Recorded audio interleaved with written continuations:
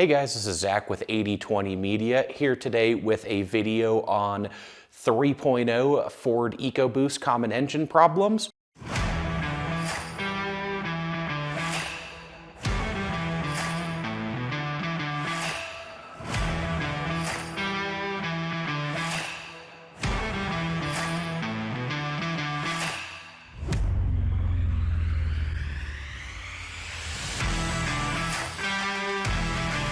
Jumping right into things here, the Ford 3.0 EcoBoost is one of the less popular and less common EcoBoost engines around as of right now.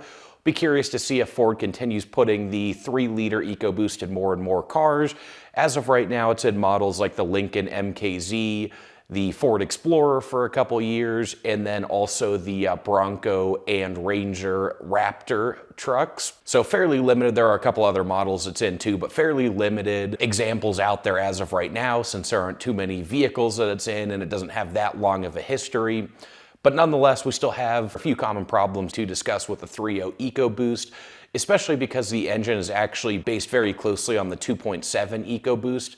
So it actually shares the same engine block as the 2.7 liter twin turbo V6. It's just that the 3.0 liter EcoBoost was bored and stroked a little bit to get up to that displacement of 3 liters. So as with the 2.7 EcoBoost, it uses that same compact graphite iron engine block and is a twin turbocharged V6 design. So pretty simple specs off the bat, very similar to the 2.7 EcoBoost. Looking at power and torque, the 3-liter EcoBoost delivers anywhere from 350 to 418 horsepower and 380 to 440 pound-feet of torque. And that's about all the background information. Will be pretty quick in this video since there isn't much to move through. So jumping right into common 3.0 EcoBoost engine problems. Number one off the bat, we have the issue with the leaking oil pans, just like the 2.7 EcoBoost. So when the 3-liter version first came out in 2017, Ford still hadn't fully fixed the oil pan leak issues on the 2.7 EcoBoost.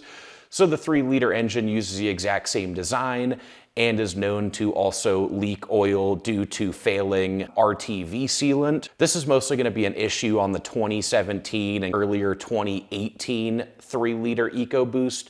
In 2019, Ford did move to a press-on gasket as opposed to using that RTV sealant, which seems like it is an effective solution so far. Oil pan leaks can still occur even with the gasket in there, but much less common than it was in the earlier days. So really not that big of an issue unless you're looking into a used 2017, 2018 3-liter EcoBoost. Then that's something to be on the lookout for. And unfortunately, some of those have run into multiple oil leaks or multiple issues where it was replaced the first time and the issue still popped up again down the road.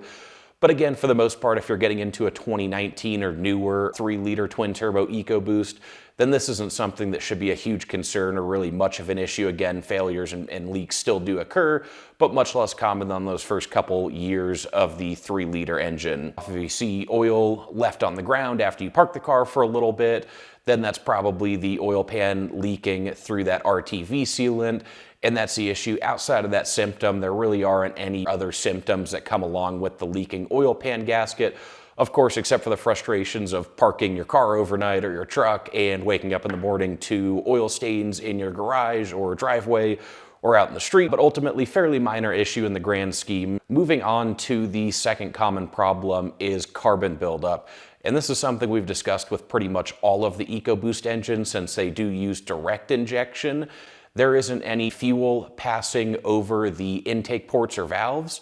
And so all engines produce some degree of oil blow-by.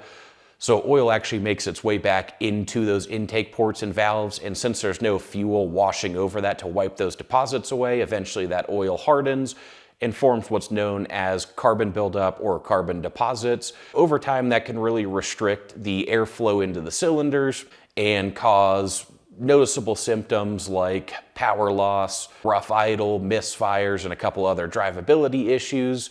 So for whatever reason, even though the 3-liter EcoBoost is based on the 2.7 in 2017 or was it 2018, but Ford had actually added port injection alongside direct injection on the 2.7 and 3.5 EcoBoost. For whatever reason, they didn't add that to the 3-liter EcoBoost, and so unfortunately this will likely be an issue on all current 3-liter EcoBoost engines. Carbon deposits usually form and build up and start causing issues anywhere from about 80 to 120,000 miles. So something to be on the lookout for. Doesn't really have any long-term concerns or longevity issues. If you don't actually clean the carbon deposits, nothing will likely happen. You'll probably be okay as long as your drivability issues aren't too severe. But still, if you want to maximize performance and ensure that your engine is running well, then it's best to go ahead and walnut blast those intake valves again, roughly every 80 to 120,000 miles. A couple things that you can do to help reduce carbon buildup and at least slow down the process. None of this will totally eliminate it, but one option is running an oil catch can. And so this can help pick up some of that oil blow-by that would otherwise stick to the intake valves and ports. Can help pick that up in the oil catch can and again slow down the process. It's not going to totally eliminate it. And you can also try different intake sprays and cleaners. That kind of stuff is questionable. We haven't ever seen any really noticeable impacts from it. But again, that's something that could buy you a little bit of extra time before you have to worry about cleaning those intake valves and ports. Another relatively minor issue in the grand scheme. So moving on to the next 3.0 EcoBoost, problem number 3 here is with the cam phasers. And I'll be very quick on this one since the cam phasers don't appear to be an issue really much on the 3.0 EcoBoost, and that could just have to do with the fact that, again, this engine is much less common than the 2.7 and 3.5, and so you're a lot less likely to see these examples with cam phaser problems or really any other problem. But the cam phasers are something that have been a fairly big issue on the 3.5 EcoBoost. They haven't been as problematic on the 2.7 liter EcoBoost. And so since the 3-liter is based on the 2.7, then it should also be less problematic. And again, with how few 3-liter EcoBoosts are on the road, it really doesn't appear to be a problem at all, but it's still worth the mention. So really the biggest symptom from the cam phaser problems on the EcoBoost is just a rattling on cold starts. And you may also notice rattle just on idle or even when the car warms up, depending on how bad it is. But usually the first symptom is just that rattling on a cold start. And this problem's worth the mention because book hours from Ford call for like 9 to 10 hours of labor to fix the issue. So it can be a very costly and expensive problem. But again, it's less common on the 2.7 EcoBoost, and we really haven't seen many examples or issues with this at all on the 3-liter. So as this engine kind of grows in popularity and is on the road for longer and longer, it's something to keep an eye on, something that may appear to be more and more common as the years go by and more of these 3-liter engines end up on the road. But again, for right now, mostly just worth the mention since it can be an expensive repair, but we haven't seen too many of these problems yet. So that really wraps up all of the main issues with the 3-liter EcoBoost. One other thing worth mentioning, something that we like to throw in here just as a reminder, and something that's not fair to call an issue since it's a standard maintenance item, but just looking at another potential problem or maintenance area that you see more of on a twin turbo engine is spark plugs and ignition coils. So twin turbo engines are a lot harder on spark plugs and ignition coils and can be harder on other components. And so really the biggest thing to point out there with those problems is maintenance on a twin turbo engine can be a little bit stricter, a little more demanding than maintenance on a standard naturally aspirated V6 or V8. There aren't any really known issues with a 3.0 EcoBoost directly related to turbocharging, but again, just a little more demanding. You're going to burn through spark plugs and ignition coils a little bit faster than you would on naturally aspirated engines. And that additional heat from the turbos can put a little more stress on the cooling system and gaskets over time as they go through those heating and cooling cycles.